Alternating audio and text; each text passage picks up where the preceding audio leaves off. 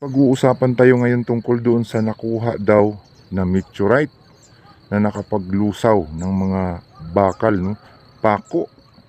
Makikita natin sa video na inilalagay nila yung pako tapos nalulusaw. Ano kaya yung tricks noon? Ano kaya ang dahilan? Bakit nalulusaw ang pako na yun? Meteorites nga kaya yun? O tricks lang? Yan po ang aking ibabahagi sa inyo. Pag-uusapan po natin yung katotohanan sa likod ng sinasabi nilang batong meteorites daw.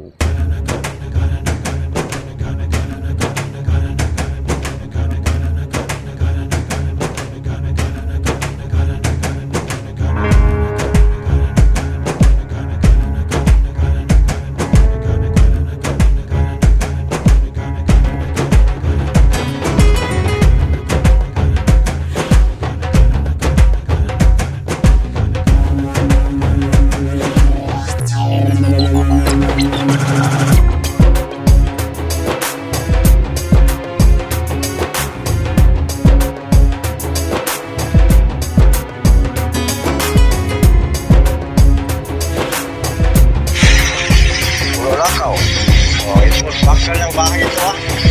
Bakal ng bahay oh.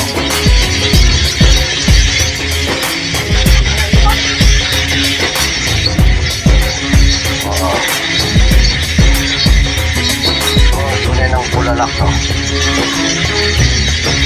At puno ng bakal.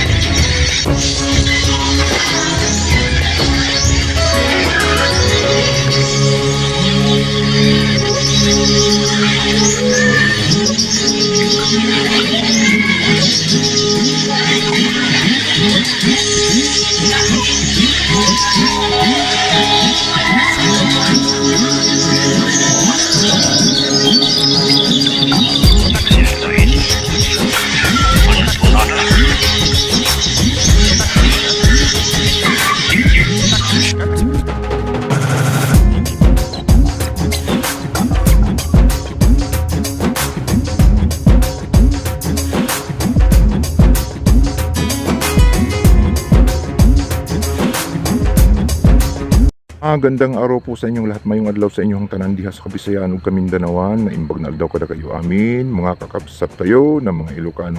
May adlaw gid sa inyo tanan dira sa Bacolod kag Iloilo sa akon mga kauturan na mga Ilonggo.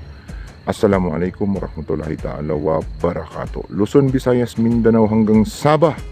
Tayo na naman po ay magbabalik sa isa na naman pong napakagandang topic natin pong ibabahagi sa inyo ngayon.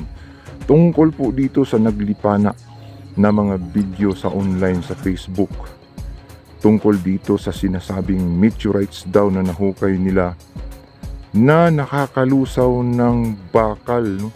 Mga pako na ipinapakita nila. Tunay kaya itong nakakalusaw ng pako o tricks lang ito? Yan po ang ating pag-uusapan at ibabahagi ko sa inyo ang sekreto nito para mabuking malaman ng ating pong mga kababayan kung talaga nga bang ito ay tunay na mga meteorites o palabas lang ito, tricks lang ito. Pero bago yan tayo po muna ay magpapasalamat sa lahat po ng ating mga taga-subaybay, mga subscribers, bashers, haters. Maraming salamat po sa patuloy po ninyong pagsuporta, panonood po sa aking mga videos. At sa hindi pa po nakapag-subscribe, pakipindot na lamang po ang subscribe button sa ibaba at ang notification bell para updated po kayo sa mga susunod kong i-upload, no?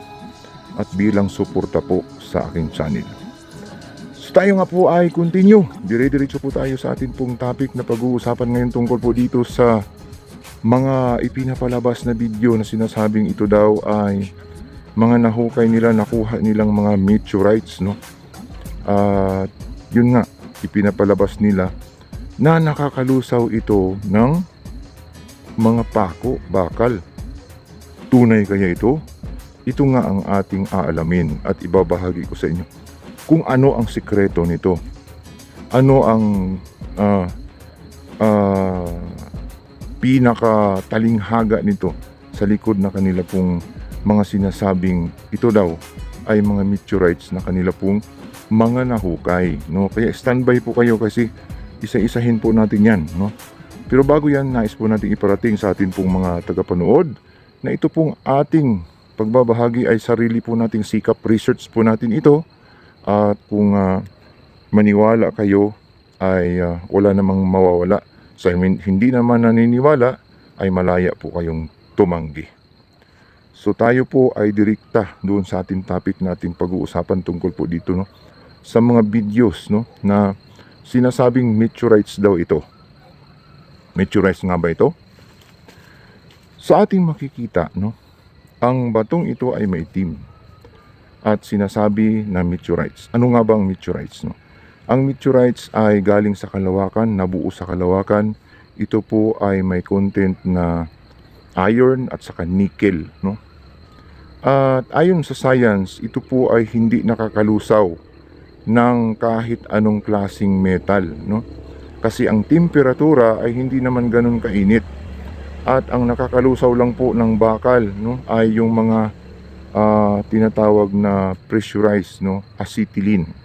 Mga init, mga maiinit na apoy na pwedeng lumusaw po ng mga metals. At sa isip pa lang natin at sa science ay hindi napapasa ito pong kanilang ipinapakitang meteorites daw na nakakalusaw ng mga pako. So, kung hindi nakakapasa doon sa science, ano nga ba itong kanilang ipinapakitang mga bato na nakakalusaw daw? Actually, mga ka-treasure hunter, hindi ang bato ang nakakalusaw dito. Kung hindi ang kanila pong ginamit, no, na pako o metal ay nandoon ang tricks. Ito po ay posibleng gallium, no? Ang gallium ay isang uri po ng element na napakadaling malusaw na para siyang bakal ang itsura.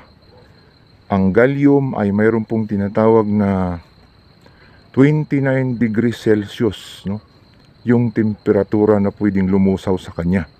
So kahit sa ating kamay pa lang ay pwede nang malusaw sa init ng ating katawan, ito pong mga gallium, no, elements.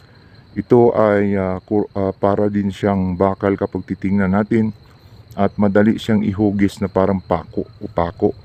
Mayroong mga experiment nito sa science sa laboratory na ginagawang tricks, no, na ipinapatong sa mga bato or sa mga ano pa mang klaseng mga bakal at lumalabas ng nga na itong parang bakal na ito ay nalulusaw doon po sa mga metal or sa mga batong pinagpapatungan. So nagiging trick sa ating mga mata, no, na yung bakal ay nalulusaw naging tubig. Actually, hindi po talaga yun bakal. Yun po ay tinatawag na gallium, no? Kung diskumpiyado kayo, pwede po kayong mag-research, no? I-research ninyo ang gallium na elements, no? Metal na gallium. Pangalawa, kung hindi tayo tumama doon, ito pong caesium, no? Ang caesium ay isang uri ng metal elements o elemento na nalulusaw po sa 28 degree Celsius, no? Napakababa po ang temperatura na pwedeng lumusaw sa kanya at mukhang bakal din ito. Ginagawa rin ito parang pako, no? Mga metals na ginagawang tricks sa laboratory sa science, no? At pag ipatong mo sa bato ay kayang lusawin ang mga ganitong klaseng caesium, gallium sa mga bato sapagkat kapag pinainitan mo yun na umabot sa 30 degrees Celsius o 35 degrees Celsius sa init ng araw pa lang o sa kamay pa lang ay malulusaw na. Kaya makikita natin na hindi niya hinawakan ng kamay. Hindi niya dinampot ng kamay, no? Hinawakan niya ng pang-ipit.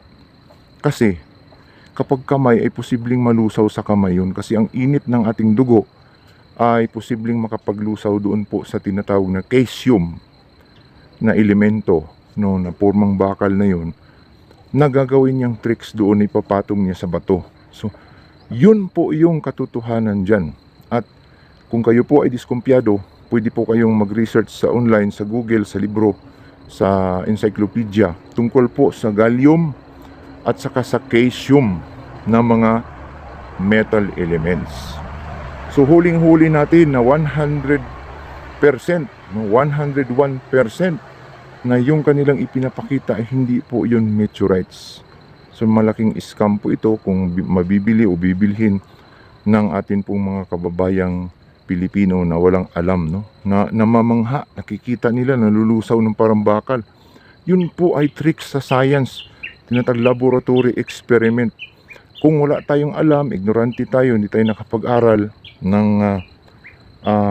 chemistry, ay talaga pong maluluko tayo o mai-scam tayo pagdating po sa mga ganyang klaseng mga palabas o tricks. So malinaw po ha, mga ka-treasure hunter, gallium, caesium, mabababa po ang tinatawag na temperature na pwedeng lumusaw sa kanya. Kaya doon pa lang kahit anong bato ang patungan mo doon ay malulusaw yun. Magiging parang tubig ang tinatawag na gallium or caesium na bakal, no? Parang bakal ang itsura.